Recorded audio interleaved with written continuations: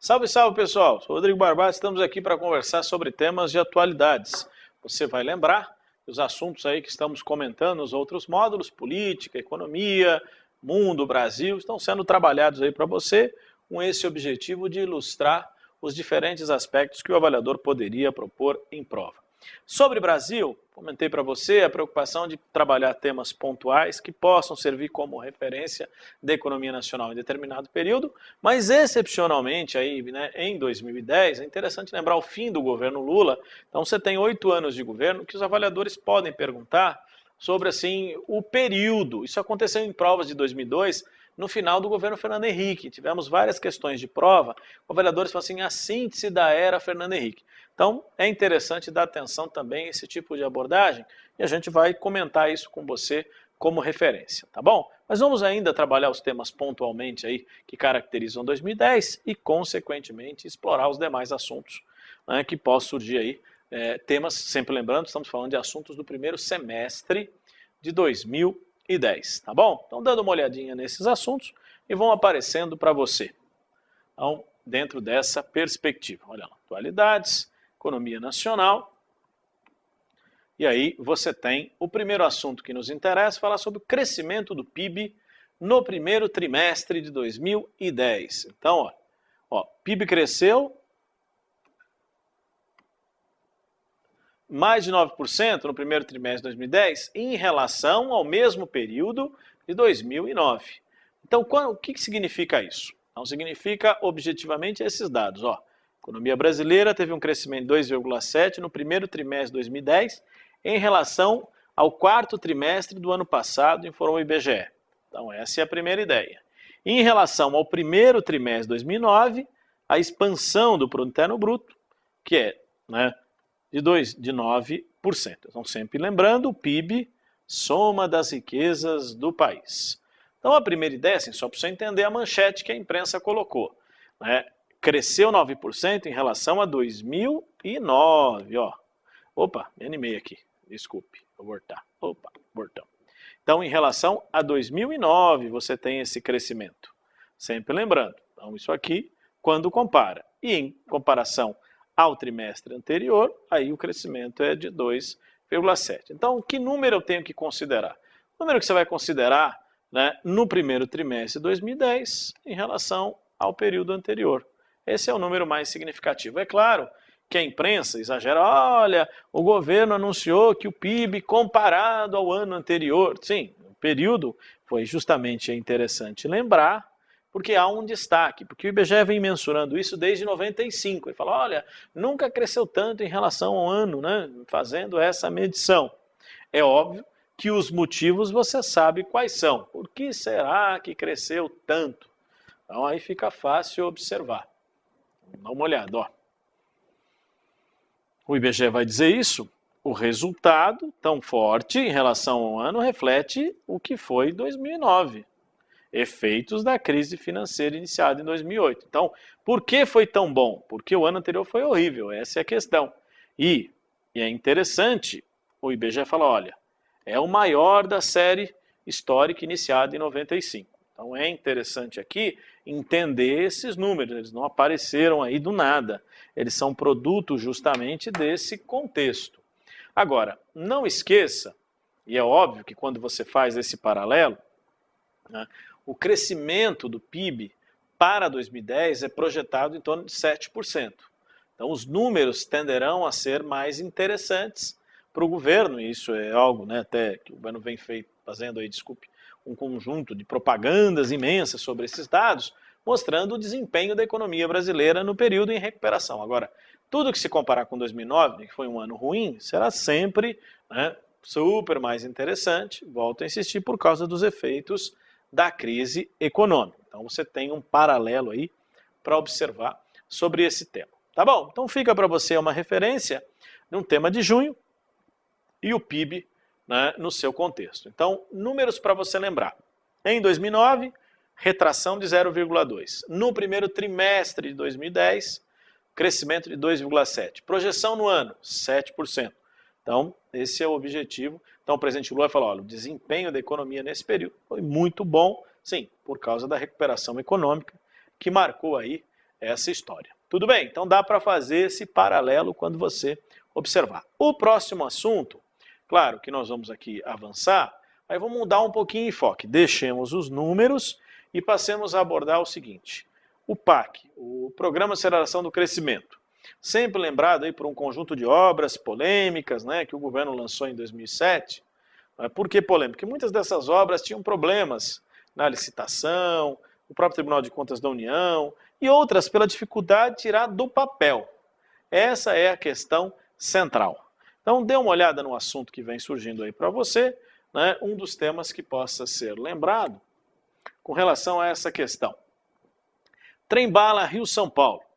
Então, aí, um conjunto de obras, né, vale sempre lembrar. O governo, então, vamos lá. Programa de Aceleração do Crescimento, PAC. Então, 300 obras prioritárias em 4 anos, lançado em 2007. Uma dessas obras teve atrasos. E ficou, então, para dezembro de 2010, o leilão, né, na BMF da exploração do trem-bala, que prevê a interligação dos municípios de Campinas, São Paulo e Rio de Janeiro, com mais de 500 quilômetros. E é aquela história. No balanço do PAC, ela ainda aparece como execução adequada, só que está tudo atrasado. Atrasado por quê? Porque o governo, né, vem adiando o leilão, não consegue tirar do papel o projeto, até pelos custos, etc., que são aí levantados sobre esse tema.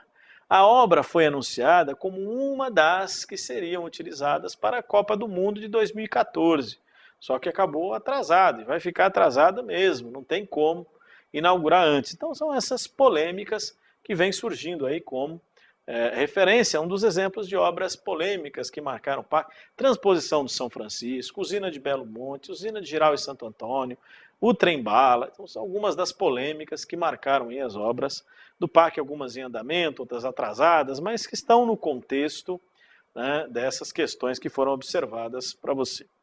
Outro ponto interessante sobre esse tema tem a ver com algumas das características da obra. Então, é aquela história.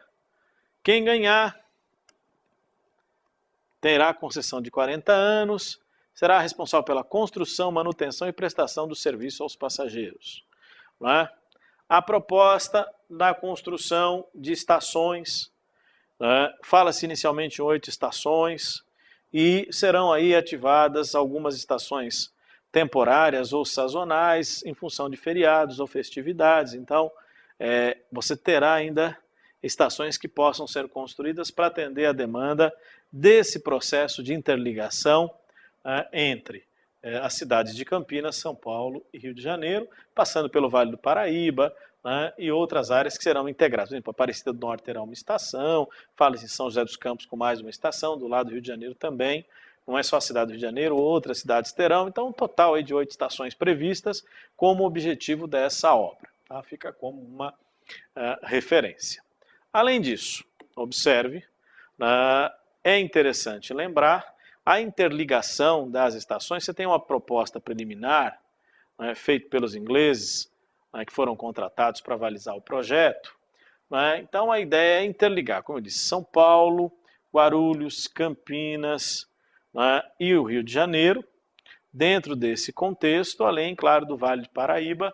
Então você tem algumas áreas. É sempre interessante observar que dentro da proposta inicialmente firmada, as estações de saída. Então vem de Campinas em alta velocidade, passa por Guarulhos e São Paulo e Guarulhos, perdão, né? Porque a ideia é interligar as grandes cidades, aeroportos, e depois vai para o Rio de Janeiro, passa pelo Vale do Paraíba, claro, interligando também cidades importantes da região. Então o projeto, o governo fez grande alarde, mas a situação ficou aí crítica nesse contexto, porque as obras estão atrasadas e já não vai servir mais a 2014. Então, o governo foi postergando o leilão e em junho anunciou, olha, em dezembro a gente vai fazer o leilão para o início das obras. Esse é o objetivo aí a ser destacado. É claro que não é só essa obra que tem polêmica, outras também devem ser aí observadas. Então fica para você, né, uma referência de como é que o avaliador poderia trabalhar esses temas. Então vamos dar uma observada em função de um exercício. Vamos lá. De acordo com o portal G1, o edital do leilão do trem-bala vai estabelecer um prazo máximo de 5 anos para que a obra seja concluída. Então, ó, prazo máximo. Então, as obras começando em 2011, terminam em 2016 e olha lá. Então, não haverá tempo hábil para que o projeto seja concluído para a Copa do Mundo 2014. Então, já o objetivo inicial do lançamento lá em 2007 já não será atendido. Tá? O edital permanecerá em audiência pública até o fim de fevereiro. A intenção da ANT era fazer o leilão em maio. Era, né? Mas não fez. Né? Acabou ficando agora, você observou, vale sempre lembrar, já não é mais maio, agora o governo deixou para dezembro de 2010. Então ficou atrasado aí, você observou o objetivo aqui. Então o avaliador descreveu aí o trecho que sai no jornal falando sobre, né, a obra. E aí pergunta algumas questões relacionadas ao tema. Então, vamos dar uma observada aqui para você visualizar. Então, primeira coisa, perceba aí, o percurso do trem-bala será São Paulo e Rio de Janeiro. Veja que interessante, que é uma pegadinha, né? Por quê? Por que isso aqui está errado? Bom, não é trem-bala Rio-São Paulo? Sim, mas o trem sai de Campinas. Então, Campinas, Rio de Janeiro, não São Paulo. Passa por São Paulo. Uma pegadinha aqui, hein? O edital vai obrigar o futuro concessionário a construir uma estação em Aparecida do Norte, no Vale do Paraíba. Sim, então você terá uma estação em Aparecida. Tá?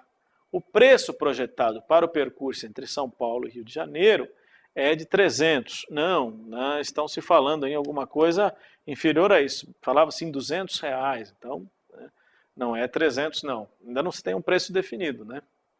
Haverá entroncamento para Campinas, mas o percurso será feito por trem comum. Não, não é entroncamento. O trem sai de Campinas e não é trem comum, não. É alta velocidade. Então, você tem essa referência também. O edital prevê que a empresa que vencer a licitação deverá construir os trilhos de trem-bala e fazer a manutenção durante 60 anos. Não é 60, é 40. Então você observou aí porque esses itens estão errados como referência ao tema. Legal? Assim, ilustrando o exercício, pensando em termos de perguntas, né, o que é que esse avaliador ainda poderia explorar? Sobre esse assunto, nós temos a medida provisória que cria a ETAV, Empresa de Trens de Alta Velocidade. Será a empresa estatal responsável por gerenciar o projeto, a obra. Então, o presidente Lula já enviou ao Congresso Nacional a medida provisória da criação da ETAV. O que os críticos têm dito é o seguinte, pô, mas você já criou a empresa, mas nem saiu do papel, não tem nem a obra. O que é curioso você tem observado aí, na campanha eleitoral foi uma alegria, porque de 500 quilômetros, os candidatos estão prometendo esticar esse trem aí, que vai ter mais de 1.300 se bobear. Porque tem gente falando levar o trem para Curitiba, outro levar para Minas. Bom, daqui a pouco vai ter o trem-bala no planeta inteiro. A questão central, e aí é isso que vale a pena talvez a gente mencionar, a questão ferroviária no Brasil passou por um grande período de decadência, você lembra, no auge até os anos 30, depois de um declínio, e a grande obra que vinha no sentido de ressuscitar a proposta ferroviária do país é a linha Norte-Sul, né, que ligaria aí o Maranhão até Brasília e depois interligaria-se com ramais que iriam até o Rio Grande do Sul. Então a ideia do projeto, ele foi sendo postergada, para você ter uma ideia. Nós estamos em 2010, o projeto é de 85, quanto está atrasada essa história? Então é uma infinidade. E o presidente Lula inaugurou alguns trechos da obra que ainda não foram concluídas. Então a questão, né, ferroviária é sempre um calo dos problemas de infraestrutura do país, que com essa dimensão privilegiou o transporte rodoviário, que é mais caro, né, e transporta a menor carga. Então são alguns dos elementos que você pode observar. Legal? Pessoal, para concluir o nosso raciocínio, tínhamos comentado aí sobre a era Lula, a ideia é uma frase simples, que possa ajudar você a enxergar as questões econômicas, não só do ano, mas do governo Lula, é aquela coisa da estabilidade econômica com avanços sociais. Quer dizer, quando você fala do governo Lula, é isso. Por exemplo, aumentos reais de salário, diminuição da pobreza, tá? Então uma estabilidade econômica, inflação sob controle, etc. presidente Lula fala isso, é o que ele dá continuidade à estabilidade econômica que vem de Fernando Henrique, dos 8 anos de Fernando Henrique, o presidente Lula também, estabilidade econômica.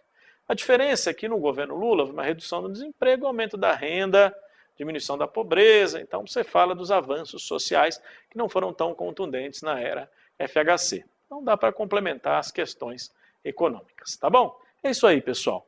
Bons estudos, né? Fique atento. Até a próxima.